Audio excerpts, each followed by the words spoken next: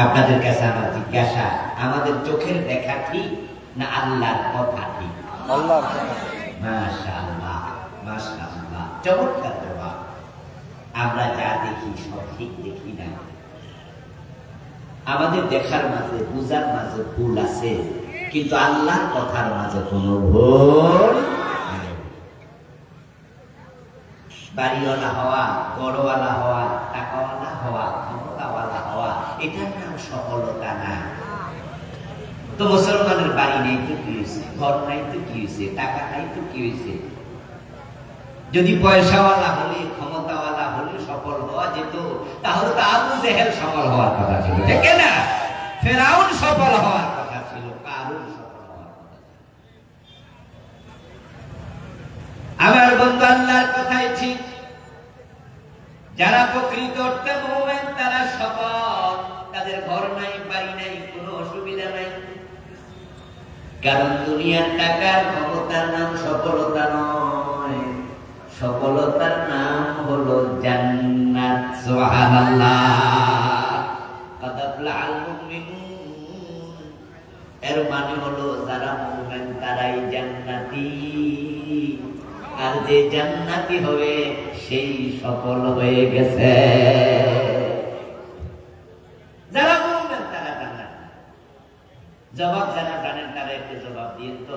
কোন হিন্দু কোনদিন জান্নাতে যাবে? কোন ইহুদি জান্নাতে যাবে? কোন খ্রিস্টান যাবে? কোন কাফের জান্নাতে প্রবেশ করবে না। ইন্নাল্লাযীনা কাফারু মিন আহলিল কিতাবি ওয়াল মুশরিকিনা ফী নারি জাহান্নাম খালিদিনা ফীহা। আল্লাহ তাআলা বলেন, নিশ্চয় যারা কুফরি করেছে, আহলে কিতাব অথবা গায়রে আহলে কিতাব, যারা মুশরিক হয়ে গেছে, তারা সবগুলো জাহান্নামে যাবে এবং কাফের মুশরিক জাহান্নামে থাকবে চিরকাল। কাদ আফলাহাল মুমিনুন, তার বিপরীতে যারা মুমিন সবাই হবে জান্নাতি। বলেন সুবহানাল্লাহ। সফলতার নাম জান্নাত।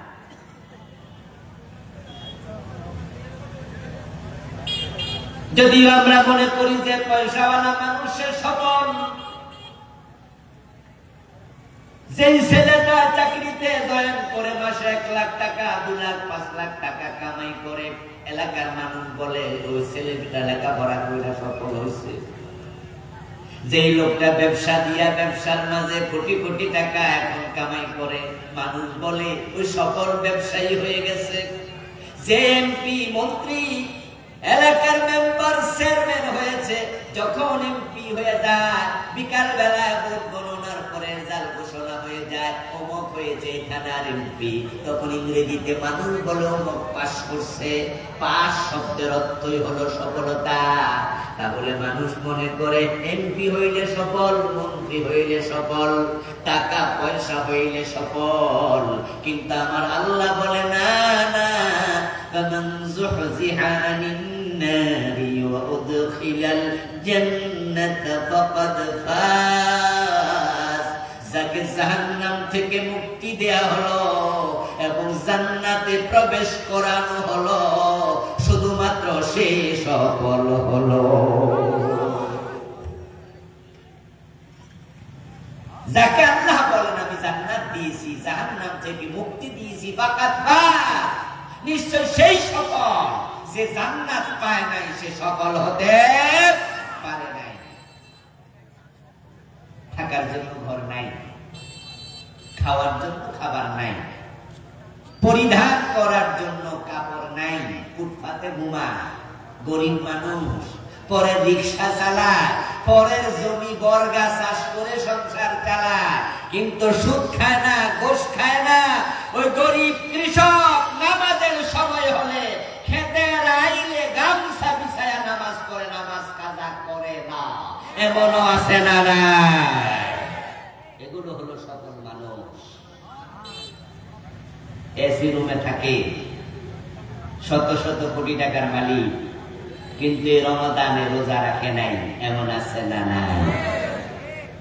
সুস্থ সবল মানুষ সুখে আছে, এসি গাড়ি, এসি বাড়ি, এসি অফিস, কিন্তু সে এসি রুমে বইয়া থাকে আরামে, জোহরের নামাজটাও।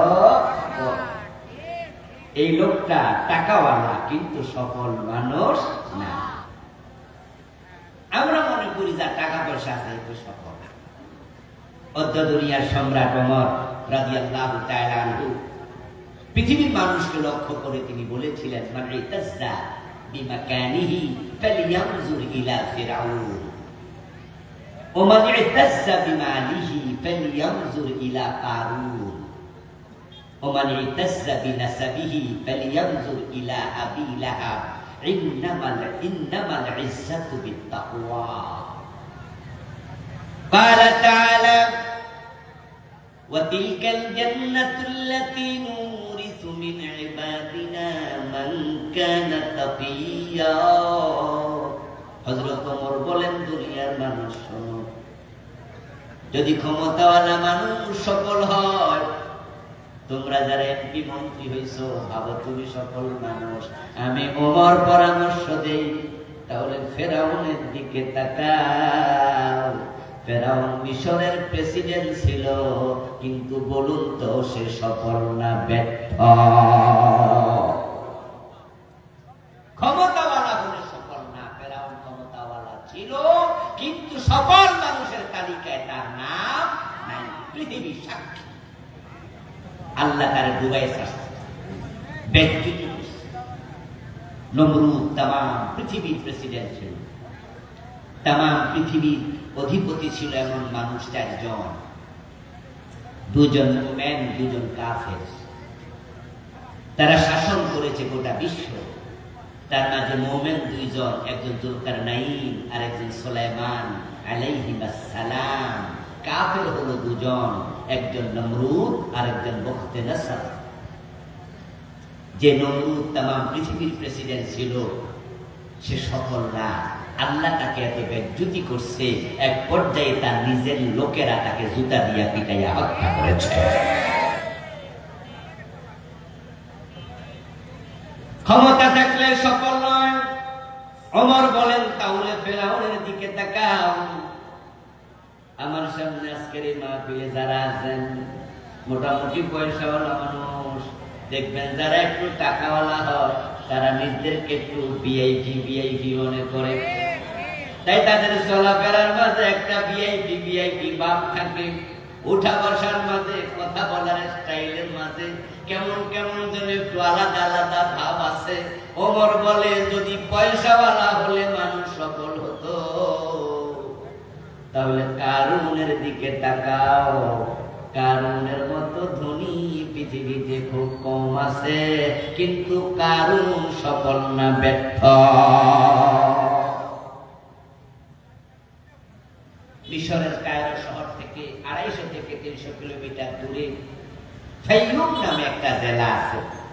আমিও গিয়েছিলাম সেখানে, যেখানে কারুনকে তার সম্পদ সহ, তার ক্ষেত খামার, মেইল ইন্ডাস্ট্রি, বাড়িঘর যা দিয়েছে আল্লাহ, সব সহ আল্লাহ মাটির নিচে ধসাইয়া দিছে।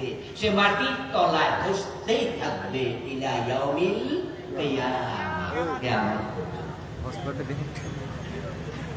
তার সম্পদ কি পরিমাণ ছিল এটা আমরা জানি না, তবে কোরআন মাজিদের সূরাতুল কাসাসে একটি আয়াতে আল্লাহ বলেন, ওয়া আতাইনাহু মিনাল কুনুজ, আমি কারুনকে গুপ্তধনের ভান্ডারের মালিক বানিয়ে দিয়েছিলাম।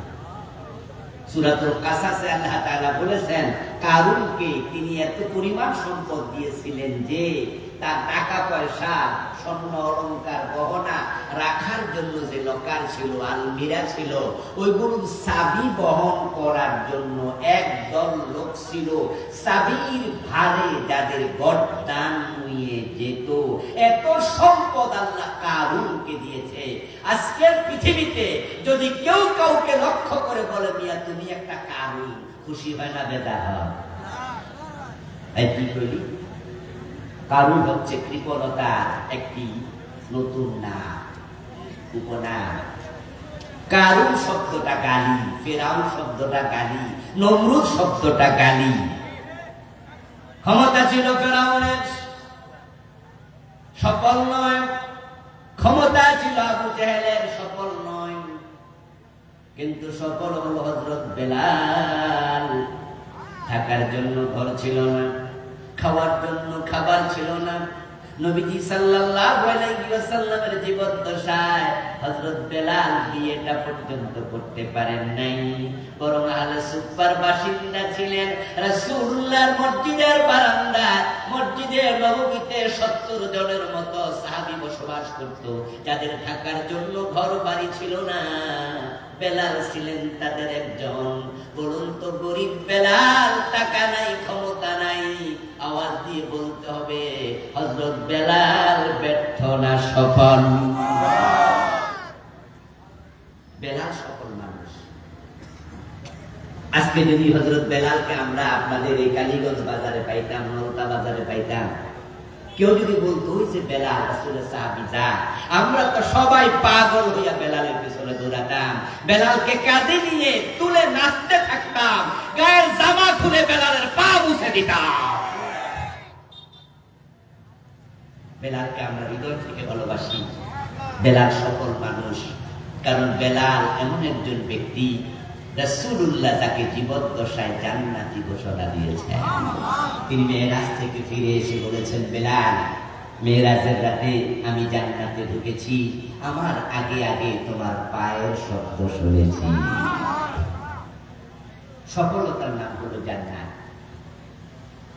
হাজার কোটি টাকা আছে, বিঘা বিঘা জমি আছে, এলাকার এমপি মন্ত্রীর চেয়ারটা দখলে আছে, দেশের বড় ইউনিভার্সিটির ভিসির পোস্ট আছে, আপনি অনেক বড় শিক্ষিত, জ্ঞানী গুণী পণ্ডিত, পয়সাওয়ালা, ধনী, কিন্তু আপনার নাম জান্নাতি মানুষের কাতারে নাই। আপনি সফল না ব্যর্থ? আপনি ব্যর্থ মানুষ। যে জান্নাত পায় না সে কিচ্ছু পায় না, আর যে জান্নাত পেয়েছে তার মতো ধনী কেউ নাই। মুমিনরা সব জান্নাত। সুবহানাল্লাহ পড়েন। একজন মুমিনও চিরস্থায়ী জাহান্নামী হবে না। قال رسول الله صلى الله عليه وسلم من قال لا اله الا الله دخل الجنه ما من احد يقول لا اله الا الله دخل الجنه من قال لا اله الا الله ثم مات عليه دخل الجنه من يشهد ان لا اله الا الله وان محمد رسول الله دخل الجنه। নবীজি অনেক স্টাইলে, অনেক ভঙ্গিতে ডজন ডজন হাদিস বলেছেন যে ঈমান নিয়ে মরবে সে নিশ্চিত জান্নাতে যাবে। কাদ আফলাহাল মুমিনুন, ঈমানদাররা সকল তারা জান্নাতি। প্রিয় ভাইরা, আমি আশা করছি ঈমানদার হলে জান্নাত পাওয়া যায়, পুরো বুঝাইতে পারছি নাকি? ঈমানদাররা কি পাবে? জান্নাত পাবে। ঈমান যদি থাকে জান্নাত পাবে। কিন্তু সমস্যা এক জায়গায়, সেটা হলো বাংলাদেশে ঈমানদারের সংখ্যা অনেক কম। প্রবলেম হলো এখানে। বরং বাংলাদেশে অসংখ্য কাফের নামাজি, অসংখ্য মুশরিক হাজি, অসংখ্য টুপিওয়ালা, দাড়িওয়ালা জাহান্নামী। সমাজে তাকালে দেখা যায় মুসলমানের অভাব নাই, কিন্তু কোরআন হাদিসের আয়না চোখে দিয়া, গ্লাস চোখে দিয়া, মাইক্রোস্কোপ চোখে লাগায়া তাকালে সমাজে দেখা যায় মুসলমানের সংখ্যা বড়ই কম। ভোটার লিস্টিতে মুসলমান 92%, আগে নাকি 90% ছিল। গত কিছুদিন আগে আদমশুমারি হয়েছে, জনশুমারি, নাম চেঞ্জ করছে। ওই জনশুমারিতে মুসলমান 2% বৃদ্ধি পাইছে। বলে কি রে, বলে কি মুসলমান নাকি বাড়ছে? আমি তো আশ্চর্য। নবীজি বলছেন কিয়ামত যত আগাবে মুসলমান ততই কমবে। কমতে কমতে কমতে কমতে এমন একটা সময় আসবে যখন আসমানের নিচে, জমিনের উপরে একজন মুসলমান আর থাকবে না। ঠিক তখন কিয়ামত হবে। কালান নবী সাল্লাল্লাহু আলাইহি ওয়াসাল্লাম লা তাকুমু সাআতু আলা আহাদিন আহাদিন ইয়াকুলু আল্লাহ আল্লাহ। রাওয়াহু মুসলিম। নবীজি বললেন যে আল্লাহ বলার মতো একজন মুসলিম থাকলে কিয়ামত হবে না।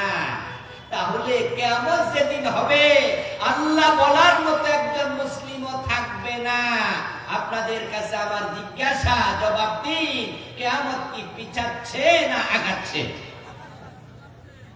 তো কিয়ামত যদি আগায় তাহলে মুসলমান কি বাড়ার কথা না কমার কথা? তো বাংলাদেশে 90% এর জায়গায় কি হয়েছে?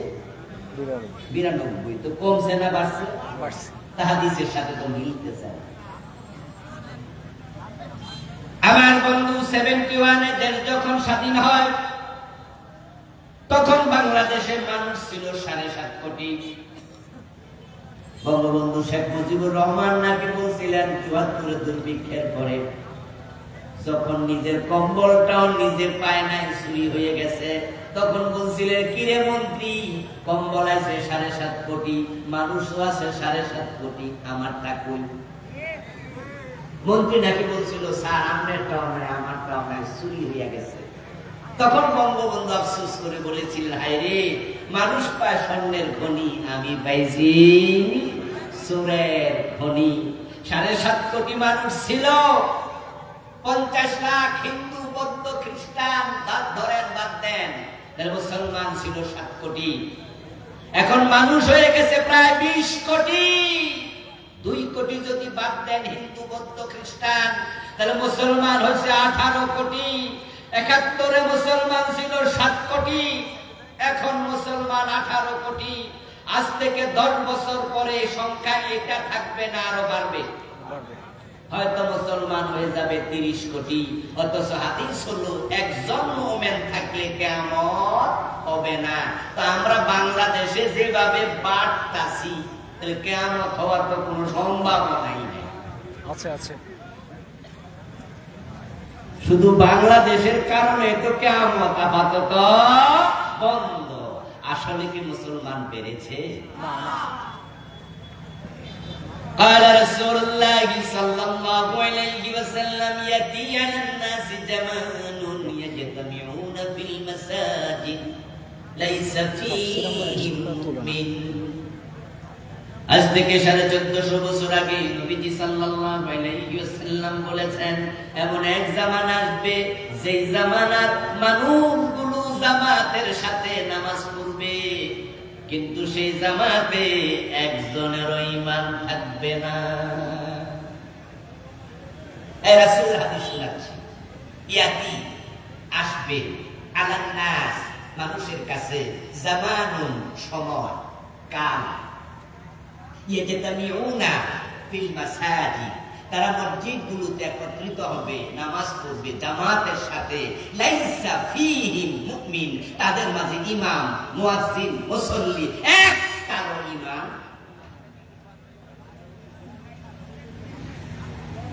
সেই জামানা আসবে না, এসে গেছে।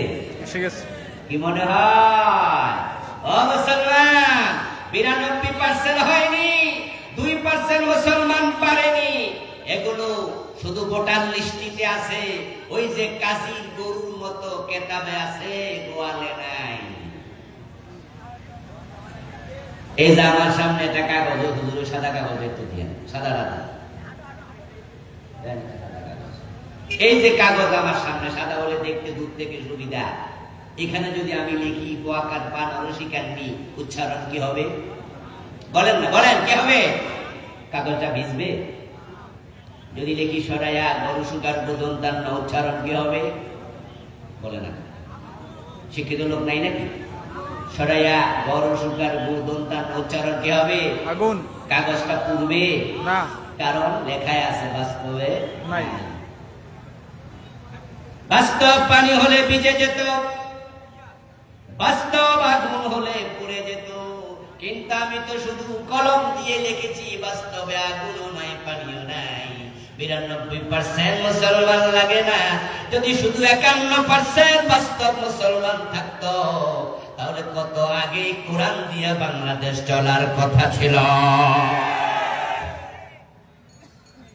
ডক্টর কামালের লেখা সংবিধান দিয়া 54 বছর বাংলাদেশ চলার কথা আপনাদের কাছে আমার প্রশ্ন, ডক্টর কামাল হোসেন যে সংবিধান লিখেছে 72-তে 72-এ, ওই সংবিধান পবিত্র না আল্লাহর কোরআন পবিত্র? কোরআন থাকতে আর কোন সংবিধান দরকার আছে? কিন্তু ডক্টর কামাল হোসেন সংবিধানে লিখছে সুর ধরে জেলে দাও, আর আমার আল্লাহ কোরআনের মাঝে লিখে দিছে সুর ধরে হাত কেটে দাও। 54 বছর আমরা আল্লাহটা মানতেছি না ডক্টর কামালেরটা? আল্লাহ তাআলা বলেছে জিনা করলে 100 বেত লাগায়া দাও, বিবাহিত হলে পাথর মারো। নবী মুহাম্মদ বলেছে মদ পান করলে 80 বেত দিতে হবে। আর ডক্টর কামালেরা লিখেছে না না, এগুলো দরকার নাই, উল্টা আইন দিয়েছে। 54 বছর আমরা কোরআন মানছি না, ডক্টর কামালের কথা মানতেছি। তো ডক্টর কামালের সংবিধান মানলে আল্লাহর গোলাম হইলেন কেমনে? 92% মুসলমানের দেশে কোরআন দিয়ে দেশ চলছে না, সমাজ চলছে না। কোরআন শুধু তেলাওয়াত করে তাকে রাখার কিতাব না। কোরআন শাসিত হতে আসেনি, কোরআন বিশ্বকে শাসন করতে এসেছে। নবীজি সাল্লাল্লাহু আলাইহি ওয়াসাল্লাম যখন মদিনার প্রেসিডেন্ট ছিলেন 10 বছর, তখন তিনি মন মতো দেশ চালাইছেন না কোরআন মতো? মুখে কি তালা দিছেন? কথা বলুন না প্রিয় ভাইয়েরা। রাসূল যখন মদিনা চালিয়েছেন মন মতো না কোরআন মতো? আবু বকর, ওমর, ওসমান, আলী রাদিয়াল্লাহু তাআলা আনহুম 4 খলিফা রাষ্ট্র চালিয়েছেন 30 বছর। হযরত ওমর তো অর্ধ পৃথিবী চালিয়েছে। আওয়াজ দিয়ে বলুন না মন মতো না কোরআন মতো? সে কোরআন বাংলাদেশে আছে না নাই? কোরআন দিয়ে দেশ চালানো দরকার আছে কিনা? আমরা আগামী সংসদে কোরআন পাঠাতে চাই। আল্লাহ সুযোগ দিয়েছে, আমরা মাথা তুলে দাঁড়ালে এই সংবিধান বাতিল করে কোরআনকে সংবিধান বানানো যাবে।